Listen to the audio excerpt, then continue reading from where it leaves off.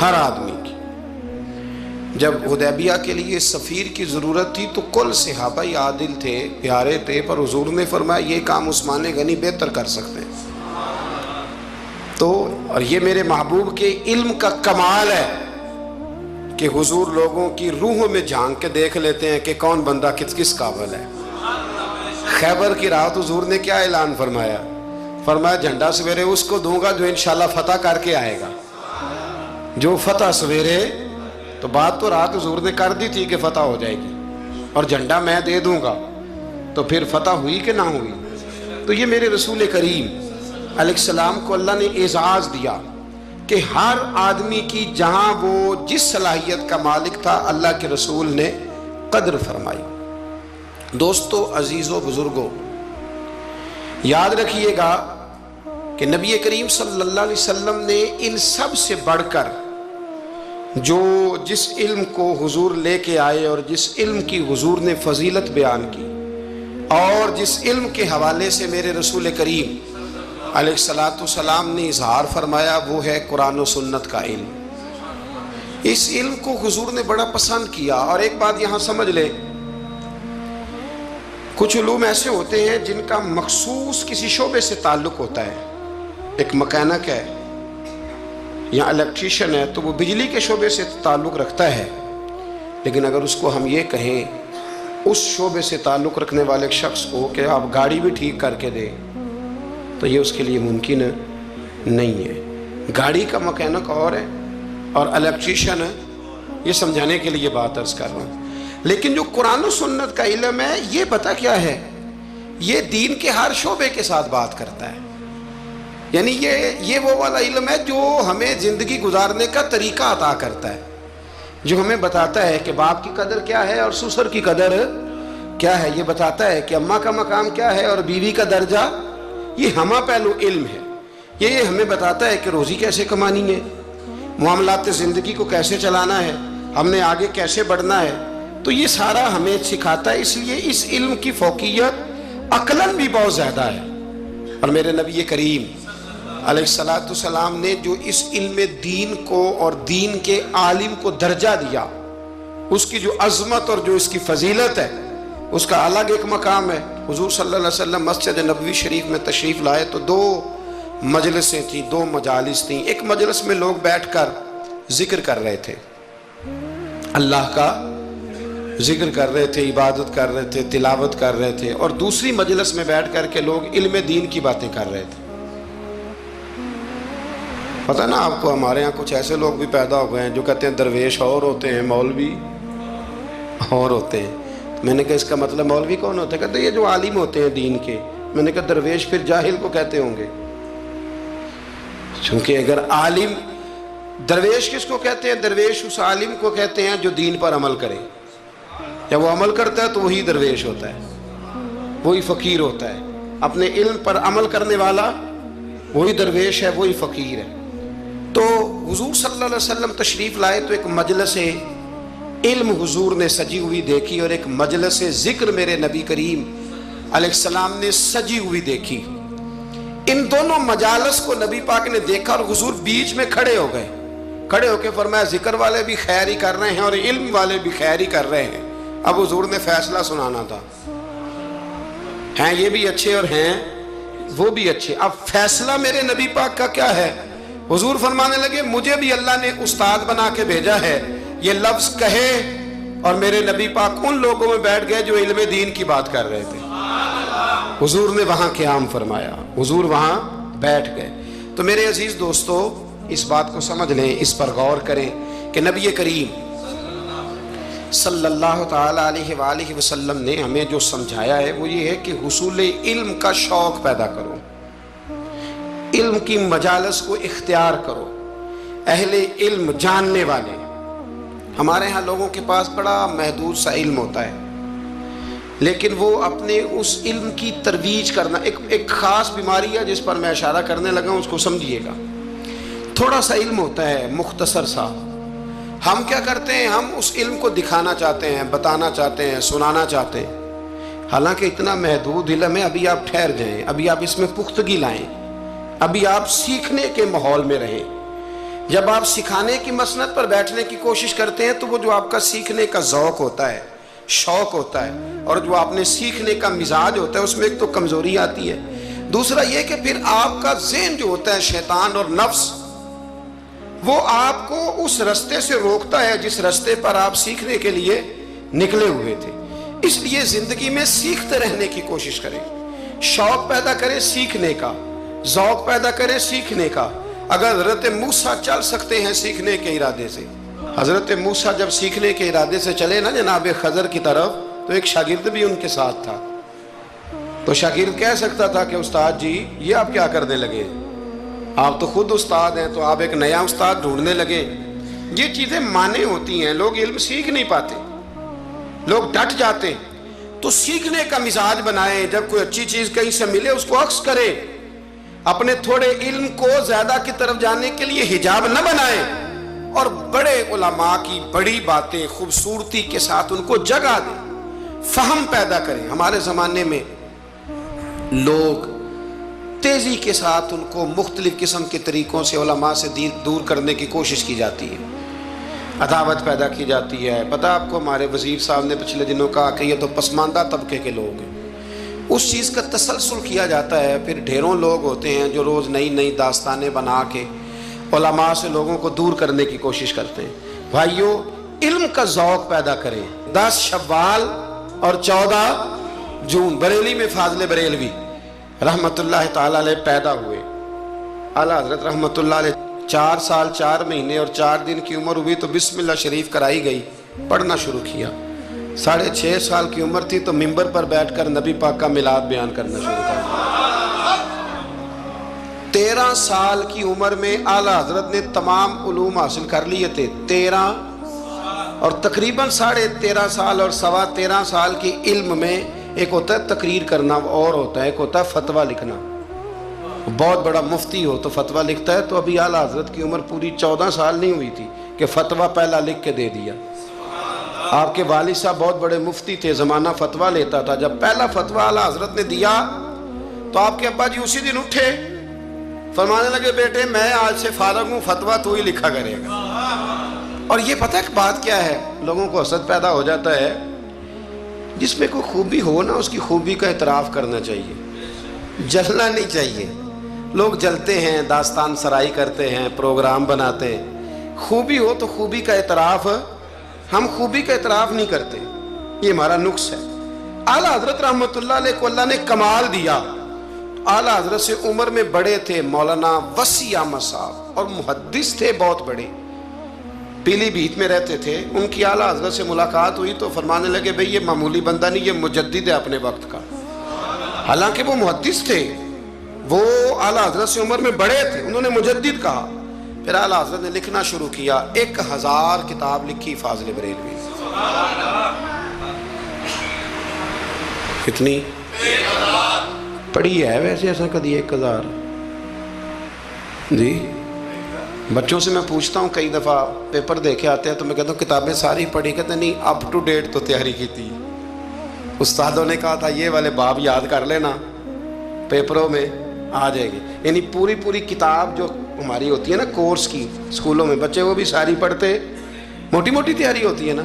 یعنی کتاب پڑھنا بڑا مشکل کام ہے۔ ہمارے ایک بزرگ تھے تو وہ کہا کرتے تھے کتاب بڑی مہنگی ہو گئی، کتاب خریدنی بڑی مشکل ہے، اور خرید کے پڑھنی اس سے مشکل ہے، پڑھ کے سمجھنی اس سے مشکل ہے۔ فرمایا کرتے تھے سمجھ کے عمل کرنا سب سے مشکل ہے، یہ کام ہی بڑا مشکل ہے پڑھنے پڑھانے کا۔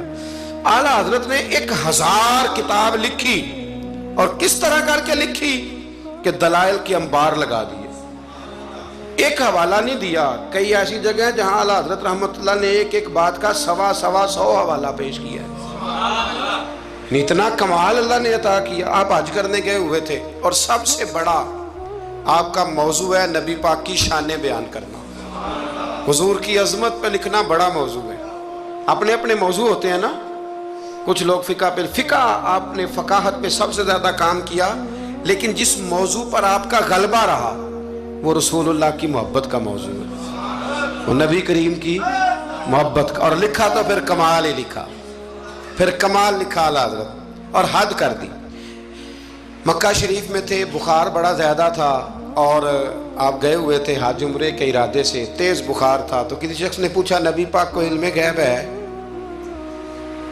2 گھنٹے میں علم غیب پر اتنی موٹی کتاب درج فرما دی، 2 گھنٹے میں، اور کوئی لائبریری نہیں، کوئی حوالہ نہیں۔ تو کسی نے کہا یہ کیا ہے؟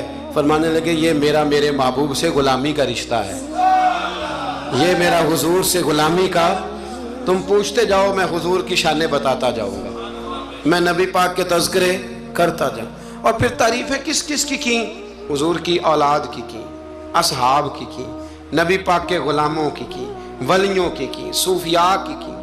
علم بڑا تگڑا اللہ نے دیا۔ کسی نے پوچھا تیمم کس مٹی سے جائز ہے؟ تو مٹی کی 80 قسمیں بیان کر دی، مٹی کی 80 قسمیں۔ فرمانے لگے مٹی ایک جیسی نہیں ہوتی، ایک مٹی زمین پہ پڑی ہوتی ہے، کپڑے پہ پڑی ہوتی ہے، کپڑے ایک جیسے نہیں ہوتے، ایک سوتی ہوتا ہے، ایک ریشمی ہوتا ہے، ایک کے اندر مٹی جذب ہوتی ہے، ایک میں جذب نہیں ہوتی، ایک سے دھونے سے جلدی نکل جاتی ہے، ایک سے جلدی نہیں نکلتی۔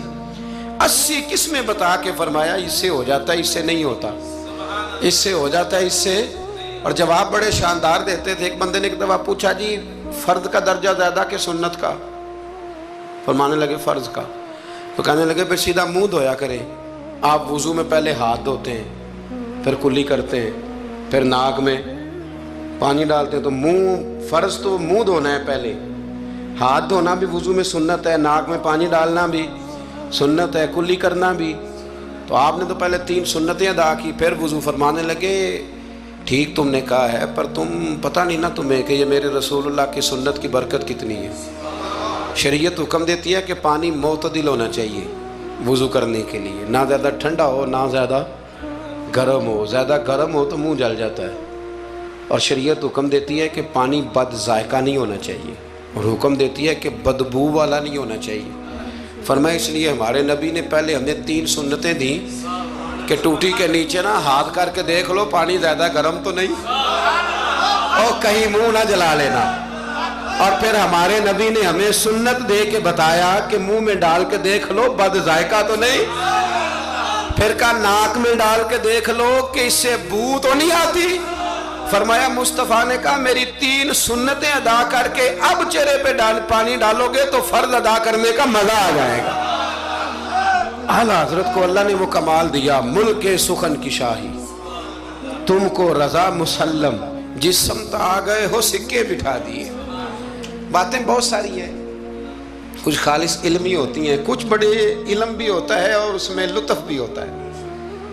تو ایک لطف والی بات ہے آپ کو سناتا ہوں۔ علماء میں نا ایک مسئلے میں اختلاف ہے، خیر اب تو علماء میں مسئلے میں اختلاف ہو تو جاہل چھلانگ لگا کے اندر آ جاتے ہیں، کہتے تو ان کی پتہ سان پوچھو۔ علماء میں اکثر مسائل میں اختلاف رائے ہو جاتا تھا اور ہے آج بھی۔ امام شافعی اور امام مالک کا اختلاف کوئی نہیں تو کیا گالیاں دینی شروع کر دیں گے لوگ؟ اختلاف رائے علماء کے اندر ہو جاتا ہے۔ تو اختلاف رائے ہے علماء کے ایک مسئلے کے اندر، وہ کیا ہے؟ اور فقہی مسائل میں اختلاف ہوتا ہے، عقیدے میں اختلاف نہیں ہوتا۔ یہ یاد رکھ لیں، جو عقیدہ ہوتا ہے وہ عقیدہ ہوتا ہے، جو محبوب کی غلامی کی بات ہے وہ نبی پاک کی، اس میں کوئی بات دوسری ہوتی نہیں۔ بہرحال اعلیٰ حضرت کا فتویٰ یہ ہے کہ جمعے کی جو دوسری اذان ہے نا وہ بعض مسجدوں میں خطیب کے سامنے پڑھی جاتی ہے، یعنی خطیب کے بالکل سامنے بندہ کھڑا ہو کے نا جمعے کی دوسری اذان۔ اعلیٰ حضرت کا فتویٰ نہیں، باہر دروازے پہ پڑھو، مسجد کے دروازے پہ، جو یہاں پڑھتا ہے اذان اس کی بھی ہو جاتی ہے۔ یہ ایک فقہی مسئلہ ہے، اس میں اختلاف رائے ہو سکتا ہے۔ اعلیٰ حضرت رحمۃ اللہ علیہ کے خلیفہ رہتے تھے جبل پور میں، فاضل بریلوی جبل پور گئے ان کی دعوت پر، وہاں آپ نے جمعہ پڑھایا تو ایک بندے نے نا آپ کو چٹ دے دی کہ حضرت صاحب جمعے والے دن جمعے کی دوسری اذان ہے وہ کہاں پڑھنی چاہیے؟ تو اعلیٰ حضرت فرمانے لگے کہ باہر دروازے پہ پڑھو جمعے کی دوسری اذان۔ وہاں کچھ اپنے ہی نظریے کے لوگ تھے، اپنے ہی تیر کھا کے جو دیکھا کمی گاہ کی طرف تو اپنے ہی دوستوں سے ملاقات ہو، غیروں کو اتنا مسئلہ بھی کوئی نہیں ہوتا، حسد ہمیشہ اپنوں میں ہوتا ہے۔ تو وہ اپنے ہی لوگ تھے، وہ کہنے لگے جی ہم 50 سال سے دے رہے ہیں اذان، مولوی صاحب نے یہاں آ کے لڑائی کرا دی ہے کہ اذان باہر پڑھو۔ انہوں نے نا کچہری میں आला हजरत अंग्रेज़ की अदालत को अदालत नहीं फरमाते थे, कहते थे अदालत तो वो होती है जहाँ अदल हो। ये कचहरियाँ हैं, ये अदालतें, वो अदालत कहते नहीं थे, कहते अदालत का मतलब है अदल वाली जगह। आला हजरत कभी नहीं गए थे अंग्रेज़ की अदालत में। तो जब उनसे कहा गया ना कि मुकदमा कर दिया किसी ने कि लो जी हम 50 साल से अजान पढ़ रहे हैं, तो इन्होंने नवा फतवा दे दिया है कि अजान जो बाहर पढ़े, तो आला हजरत को नोटिस आ गया अदालत से। आप कभी जाया नहीं करते थे। इत्तेफाक की बात, वो जो आवाज़ देने वाला था ना, जो आवाज़ देता था फलां बिन फलां हाजिर, वो आला हजरत का मुरीद था। आला हजरत ने उसको सारी बात समझा दी कि मेरी बारी आई तो तुमने करना क्या है। उसने कहा जी ठीक है, मसला तय हो गया। हुआ ये कि जब जज ने कहा ना मौलाना अहमद रज़ा वल्द नकी अली खां हाजिर हो, उनकी बारी आई, तो अर्दली को कहा जज ने, उसने केस सारा पहले स्टडी कर लिया, मुसलमान था जज भी, उसने पढ़ लिया कि दो उलमा के दरमियान इख्तलाफ है। एक कहते हैं कि यहाँ अजान पढ़नी चाहिए, दूसरे कहते हैं कि अजान बाहर पढ़नी चाहिए। तो वो पता क्या कहता है, उसको समझाया हुआ था। जज कहने लगा चलो जी ये मसला भी निपटाओ। वो मुदई पार्टी भी आई हुई थी, आला हज़रत नहीं आए थे, वो बड़े खुश थे कि वो नहीं ना आया, तो हम जज को ना थोड़ा सा इसको हवा भरेंगे कि देखा ना जी वो तो आपको भी कुछ नहीं समझता, वो बात और ख़राब हो जाएगी। पर वह तो इज़्ज़ु मन तशाओ तो ज़िल्लु मन तशा, ये इज़्ज़तें ज़िल्लतें ये अल्लाह के हाथ में, ये रब करीम के हाथ में। तो उन्होंने ना पूरी तैयारी, नहीं ना आया, देखना और करेंगे। अब वो अर्दली को जब कहा ना उस आवाज़ देने वाले को, जज साहब ने कि बुलाओ उसको, आला हज़रत ने, उसने पता क्या किया, आवाज़ तो बाहर देनी होती है ना, वो जज के सामने कुर्सी के सामने खड़े होके ना कानों में उंगलियां लेके कहने लगा अहमद रज़ा वल्द नकी अली खां हाजिर हो।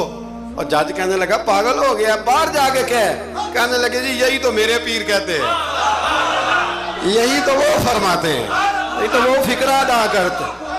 मुल्क सुखन की शाही तुमको रजा मुसल्लिम, जिस सिमत आ गए हो सिक्के ही बिठा दिए। फरमाया जी यही तो वो कहते हैं, वो कहते हैं मौलवी तो आया बैठा जुमा पढ़ाने के लिए, इसको अजान क्यों सुनाता है, बाहर सुना ताकि जो रह गया वो भी आ जाए, यही तो वो फरमाते हैं। जज कहने लगा मौलाना को तकलीफ करने की जरूरत नहीं, वो जो कहते हैं ठीक ही कहते हैं, फतवा मसला उनके हक में देता हूँ। याद रखें आला हजरत का ये कमाल था कि उन्हें अल्लाह ने इल्म भी दिया था और समझाने की ताकत भी अता फरमाई। उनके अंदर ये कुव्वत थी, ये हिम्मत थी कि वो बात समझा सकते थे। लेकिन जिसकी शान ज्यादा होती है उसके मुखालिफ भी ज्यादा होते हैं, पक्की बात। आला हजरत ने एक शेर लिखा है, गौसे पाक से फरियाद करते हैं अदू बद्दीन और मजहब वाले हासद, कहते हैं ए गौस पाक वो जो मेरे बेगाने हैं ना वो तो वैसे ही बद्दीन है, और जो मेरे अपने हैं वो मुझसे हसद करते हैं। तू ही तन्हा मेरा जोरे बाजू है या गौस, कहते हैं तू ही मेरा जोरे बाजू है। बेगाने वैसे बद्दीन है और अपने तू ही है जो तन्हा मेरा जोरे बाजू है। तो हासदीन बड़े अंदर पैदा हो गए बाहर। तो सारी जिंदगी फाज़िल बरेलवी ने मुकाबला किया।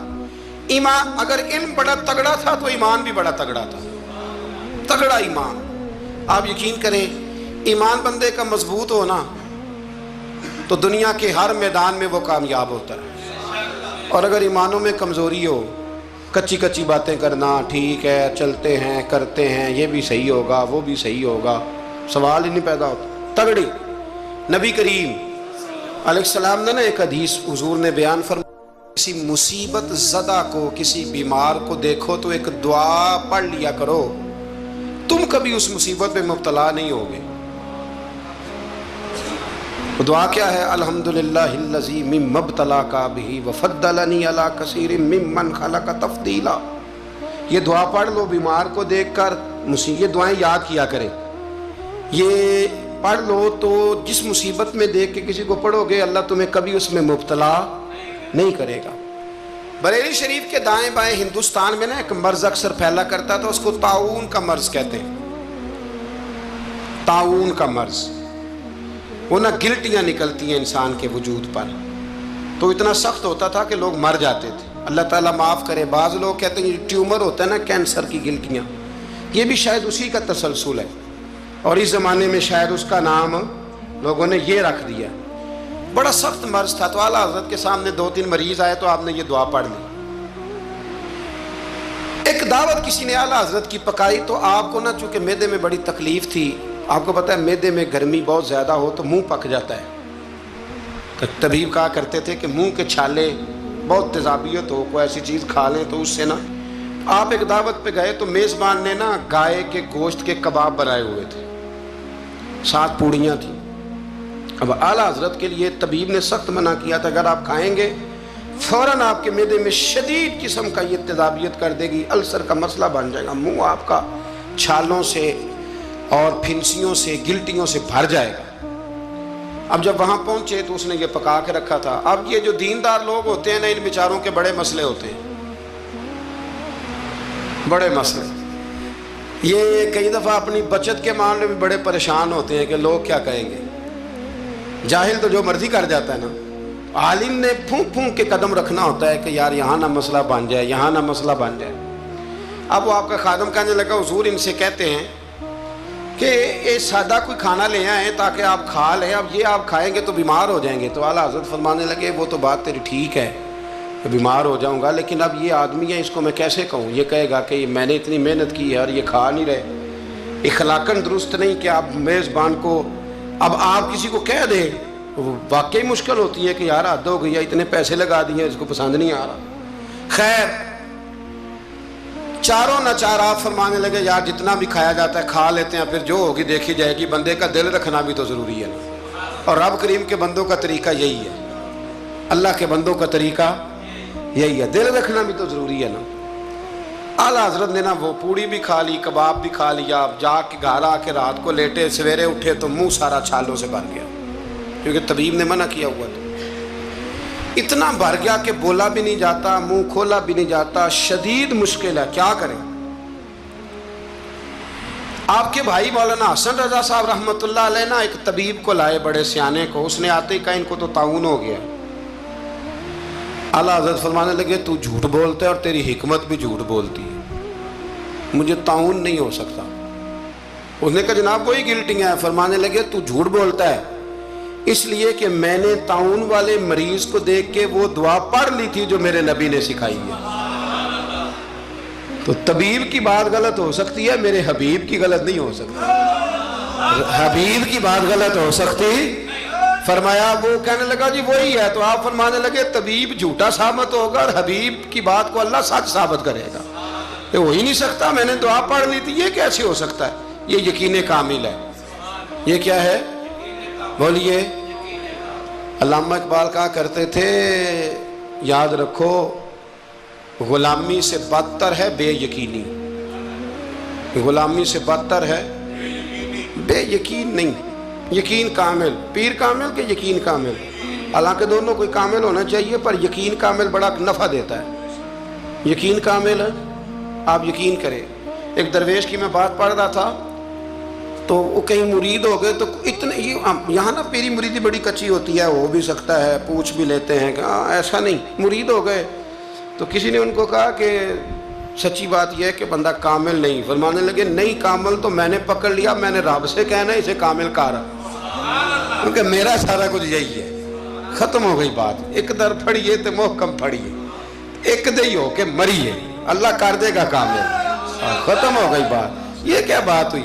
کچی کچی باتیں کرنا، کچی کچی اور عقل کے گھوڑے دوڑانا، بس جس سے لگا لی پھر اس سے پکی لگا لی۔ یہ آپ جہالت سے، وہ اعظم چشتی کہتا ہے لگا جدوں بازار ازلدا تے لوکی چوراں وانگ سدائے، کسے نے لٹ لئی علم دی دولت تے کسے ہاسے چولی پائے، اعظم ویخ جہالت ساڈی اسی عشق خرید لے آئے، ایک جہالت ساڈی اسی۔ اور ایک شعر اور بڑا کمال ہے اس کا، چلو آ گیا ہے، اعلیٰ حضرت کا موضوع ہے نا تو مجھے بھی بڑا ہی مزہ آ رہا ہے۔ تو وہ کہتے ہیں کہ کسے دے سر دستار امامت اس علم پڑھاون سکھیا ہے، تو کسے نے پہنے فقر دا چوغا اس زہد کماون سکھیا ہے، اعظم ویخ مقدر ساڈا اساں یار مناون سکھیا ہے، ویخنا مقدر ساڈا اساں پکا پروگرام بنایا ہے، ویخ مقدر ساڈا اساں یار مناون سکھیا ہے، تے سانوے دی بڑی جاچ ہے، اساں یار نہیں سمجھ آئی بات کی؟ ایسا یار مناون صحابہ کو پتہ ہوتا تھا کہ حضور کو منانا کیسے، وہ بندہ ڈھونڈ کے لے آتے تھے، انہیں پتہ تھا یہ کیسے مانیں گے۔ اعلیٰ حضرت فرمانے لگے کہ طبیب کی بات غلط ہو سکتی ہے، حبیب کی بات غلط ہو سکتی، مجھے تعاون نہیں ہو سکتا، سوال ہی نہیں پیدا ہوتا۔ وہ حکیم ناراض ہو گیا، وہ ہوتا نا ڈاکٹر صاحب بگڑ جاتے ہیں کہ میرا مطلب یہ کیسے ہو گیا۔ صرف ایک عالم ہے بیچارہ، اس کو سارے کہہ لیتے ہیں کہ تو غلط چل رہا ہے، ورنہ ڈاکٹر کے نسخے کے خلاف آپ بات کر سکتے؟ وہ کہتا ہے ڈاکٹر میں ہوں کہ تو ہے۔ تو وہ طبیب صاحب ناراض ہو کے چلے گئے۔ کچھ لوگ جو تھے ساتھ وہ بھی کہنے لگے کہ طبیب تو بہت بڑا تھا، پر چلو یہ کہتے ہیں مجھے نہیں ہے تو نہیں، اب سارے لوگ مانتے ہیں کہ تعاون ہے۔ رات کو نا ایک شاگرد اعلیٰ حضرت کے کان میں کہنے لگا حضور تھوڑا سا وہ میں نے بھی پڑھا ہے کہ مشورہ دوں، فرمایا دو۔ کہنے لگا جی مسواک کریں آپ، تھوڑا سا منہ کھول جائے گا، اور پھر کالی مرچ پیس کے نا تھوڑی منہ میں ڈالیں، مجھے لگتا ہے کہ مسئلہ حل ہو جائے گا۔ فرمانے لگے تو میرا مخلص ہے، تو جو کہہ رہا ہے مجھے بھی اس میں بہتری لگ رہی ہے۔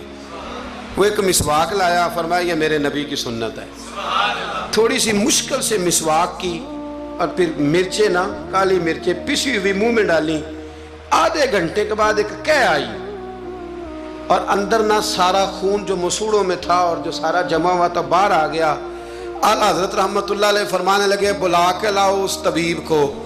وہ کہتا تھا منہ کھول نہیں سکتا، گلٹیاں بن گئے، اسے بلا کے لاؤ، پہلے میں اسے اللہ کا قرآن سناؤں گا، پھر محمد عربی کی نعت سناؤں گا، میں بتاؤں گا کہ میرا منہ کھلا ہے کہ نہیں کھلا۔ بلا کے لاؤ، میرا یقین کامل ہے کہ حضور نے جو فرما دیا ہے اس سے بات آگے پیچھے ہو سکتی، یہ کمال۔ اور پھر علم کمال تھا، یقین کمال تھا، تو عمل بھی کمال تھا، عمل بھی کمال، عمل اعلیٰ حضرت نے پایا تھا، کمال کا عمل تھا، کمال۔ دیکھیں ایک دفعہ نا آپ نا سفر کرتے تھے نا، جب اس وقت ٹرین پہ سفر زیادہ ہوتا تھا، آج بھی ہندوستان کے لوگ ٹرین پہ سفر کرنا پسند کرتے ہیں، میں نے بھی وہاں ٹرین پہ سفر کیا ہے، تو ٹرین بیفور ٹائم آ جاتی ہے، وقت سے پہلے اسٹیشن پہ ٹرین ہوتی ہے، مزہ آتا ہے ٹرین پہ سفر کرنے۔ تو ایک دفعہ میں یہاں لاہور سے بیٹھا کراچی جانے کے لیے، تو میں نے ان سے پوچھا کب پہنچے گی؟ کہتے تسی بہ جاؤ، جدو سارے پہنچن گے تسی بھی پہنچ جاؤ گے۔ یعنی ہمارا یہ حال ہے کہ وہ اس نے نا مجھے مطلب اتنا شاندار جواب دیا کہ میں چپ کر گیا، میں کہ گل تو ٹھیک کر دے۔ کہندے جی ٹائم ہوں تانوں کیویں دسیے، کیونکہ ٹائم ہے ہی کوئی نہیں، حالات ہی بڑے خراب تھے ان دنوں۔ کہنے لگا بیٹھ جائیں، جب سارے پہنچیں گے تو آپ بھی۔ میں کہ چلو ٹھیک ہے، ختم ہو گئی بات۔ تو ہندوستان میں نا ٹرین کا سفر زیادہ کیا جاتا ہے، اللہ تبارک و تعالیٰ فضل کرے گا، پاکستان کی بھی ہر چیز انشاءاللہ آگے نکل جائے گی سارے دنیا، اس وطن پہ اللہ نے بڑا ہی فضل کرنا ہے۔ تو سفر تھا، اعلیٰ حضرت کا طریقہ یہ تھا کہ آپ یہ حساب لگاتے تھے کہ نماز کا وقت کہاں آئے گا، تو کوشش فرماتے تھے کہ ٹرین بدلنی پڑے تو بدل لیں، لیکن ایسے ٹائم پہ جا کے ٹرین رکے کہ جہاں نماز نہ رہ جائے، یہ خاص ان کا تقویٰ تھا۔ بہرحال ایک دفعہ نا اجمیر شریف جا رہے تھے، خواجہ معین الدین اجمیری کے مزار پہ حاضری دے، سلطان الہند کے مزار پہ اعلیٰ حضرت تشریف لے جا رہے۔ رستے میں نے ایک جگہ مغرب کا وقت ہوا، ٹرین تھوڑی دیر کے لیے رکی، تو اعلیٰ حضرت فرمانے لگے نیچے اترو بھائی۔ ساتھ ہی نا پلیٹ فارم پہ صفیں بچ گئیں، چادریں بچ گئیں، مصلے بچ گئے، اعلیٰ حضرت جماعت کرانی شروع کر دی۔ رابٹ نام تھا اسٹیشن ماسٹر کا، وقت ہو گیا۔ وہ جو گاڑی کا ڈرائیور تھا وہ مسلمان تھا اور بڑا عقیدت مند تھا، یہ انگریز تھا، انگریزوں کی حکومت تھی۔ اس کا دل تھا کہ میں بزرگوں کو نماز پڑھ لینے دوں، پر یہ کہنے لگا چل ٹائم ہو گیا، وصل دے، جو بیٹھ گیا بیٹھ گیا، جو رہ گیا رہ گیا۔ اس نے وصل دیا گاڑی کو، اعلیٰ حضرت نماز پڑھتے رہے، دوسری رکعت سکون سے نماز پڑھی۔ اب وہ گاڑی کو آگے لے جاتے ہیں، گاڑی آگے جاتی نہیں، آگے لے جاتے ہیں جاتی نہیں۔ وہ رابٹ جو تھا وہ کہنے لگا اس کو، ڈرائیور کو چلاتا کیوں نہیں؟ کہنے لگا چال ہی نہیں رہی، انجن میں مسئلہ ہو گیا ہے۔ کہنے لگا ذرا پیچھے کرنا، اس نے پیچھے کی تو پیچھے ہونے لگ گئی، آگے کی تو جاتی نہیں۔ اس کو شک پڑا کہ یہ مسلمان ہے، شاید فیور کر رہا ہے، کہتا تو نیچے اتر، میں بیٹھتا ہوں۔ وہ بیٹھا اور وہ آگے کرتا ہے تو گاڑی آگے نہیں جاتی، پیچھے کرتا ہے تو گاڑی پیچھے جاتی ہے۔ انجینئر کو بلایا، ہر چیز چیک کر لی، پر گاڑی چلتی نہیں۔ کیسے چلے؟ ہر مشکل دی کنجی یارو ہاتھ مرداں دے آئی. یہ کیسے چلے گی؟ سوال ہی نہیں پیدا ہوتا، چل سکتی نہیں. اب جو اس کو نا تھوڑی سمجھ آئی، پوری سمجھ کے بعد نا دل نرم ہوا، اتر کے نا اعلیٰ حضرت نماز پڑھ رہے تو بیٹھ گیا، غور سے دیکھنے لگا کہ بڑے خشوع سے، وضو سے، عاجزی سے، دل جمی سے اعلیٰ حضرت نماز پڑھ رہے ہیں، شوق سے، ذوق سے، توجہ سے. بڑا متاثر ہوا. نماز مکمل ہوئی نا تو ڈرائیور سے کہنے لگا میں نے بھی ساتھ جانا ہے. وہ بھی گاڑی میں بیٹھ گیا تو اعلیٰ حضرت سے فرمانے لگا، عرض کرنے لگا حضور یہ کیا تھا سارا کچھ؟ فرمانے لگے کچھ بھی نہیں، میں رب کی نماز پڑھ رہا تھا، رب نے بندوبست کرا دیا ہے. نماز جو اللہ کی تھی اللہ نے بندوبست کر دیا ہے، اس سے زیادہ میرا کمال کوئی نہیں. کہنے لگا حضرت جی پہلے میں نے اسلام سنا تھا، آج میں نے اسلام دیکھ لیا ہے، آپ مجھے کلمہ پڑھائیں، میں مسلمان ہونا چاہتا ہوں. آپ مجھے کلمہ پڑھائیں، میں مسلمان ہونا چاہتا ہوں. اب مرید آپ کو پتہ ہے مریدوں کا اپنا ذوق ہوتا ہے. کہنے لگے حضور آپ کی کرامت ہے، آپ کی کرامت ہے کہ ایک انگریز مسلمان ہو گیا. فرمانے لگے بڑے آدمی تھے نا تو بڑے لوگ چیزیں اپنے کھاتے میں نہیں ڈالا کرتے، وہ ان چیزوں سے نفع لے کے قد نہیں اونچا کرتے. کہا جناب آپ کی کرامت ہے. فرمایا نہیں میری کرامت نہیں، یہ نماز کی برکت ہے. میری کرامت نہیں، یہ نماز کی برکت ہے کہ میں نماز پڑھ رہا تھا اور نماز کی برکت سے اللہ نے اسے ایمان کی توفیق عطا فرما. اعلیٰ حضرت نے اپنی ساری زندگی، ایک شخص نے پوچھا کہ آپ نے ساری زندگی حضور کی نعتیں لکھی ہیں تو قبر میں جاؤ گے تو کیا کہو گے؟ کہنے لگے کہوں گا سرور کہوں کہ مالک و مولا کہوں تجھے. حضور سونیا میں کیا کہوں؟ سرور کہوں کہ مالک و مولا کہوں تجھے، باغ خلیل کا گلے زیبا کہوں تجھے، تیرے تو وصف عیب تناہی سے ہیں بری، حیران ہوں میرے شاہ میں کیا کیا کہوں تجھے، حیران ہوں میرے شاہ میں کیا کیا کہوں تجھے. لیکن رضا نے ختم سخن اس پہ کر دیا، خالق کا بندہ خلق کا آقا کہوں تجھے. پھر کہنے لگے نعمتیں بانٹتا جس سمت وہ ذیشان گیا، ساتھ ہی منشی رحمت کا قلم دان گیا. انہیں مانا انہیں جانا نہ رکھا غیر سے کام، للہ الحمد میں دنیا سے مسلمان گیا. آج لے ان کی پناہ، آج مدد مانگ ان سے، کل نہ مانیں گے قیامت میں اگر مان گیا. جان و دل ہوش و خرد سب تو مدینے پہنچے، تم نہیں چلتے رضا سارا تو سامان گیا. اور دیکھیے لکھنے کا انداز، کہنے لگے ان کی مہک نے دل کے غنچے کھلا دی. ان کی مہک نے دل کے، یہ نہیں کہا کہ موسم کھلا دیا ہے، دل کے، صرف حضور نے نہیں، حضور کی مہک نے، ان کی مہک نے دل کے غنچے کھلا دیے ہیں. جس راہ چل دیے ہیں کوچے، بس حضور گزر جائیں تو وہ گھر بس جاتا ہے، کوچہ بس جاتا ہے. ان کی مہک نے دل کے غنچے کھلا دیے ہیں، جس راہ چل دیے ہیں کوچے بسا دیے ہیں. اللہ کیا جہنم اب بھی نہ سرد ہوگا، رو رو کے مصطفیٰ نے دریا بہا دیے ہیں، رو رو کے مصطفیٰ نے دریا بہا دیے ہیں، رو رو کے مصطفیٰ نے دریا بہا دیے ہیں. یہ شعر جب پہنچا نا داغ دہلوی کے پاس، اقبال کے استاد، تو وہ کہنے لگے مجھے کہنے دو ملک سخن کی شاہی، تم کو رضا مسلم، تم جس سمت آ گئے ہو سکے بٹھا دیے. کچھ لوگوں نے ان پر بڑے بڑے الزامات لگائے، بڑے بڑے، لیکن آپ یقین کریں ان کی جو تعلیمات ہیں وہ انہی کی ہیں. انہوں نے کہا کہ سجدہ سوائے اللہ کے کسی کے لیے جائز نہیں ہے. انہوں نے کہا مزار پہ جاؤ تو 4 ہاتھ دور کھڑے رہ کے دعا مانگو. انہوں نے کہا عورت کا پیر سے پردہ واجب ہے.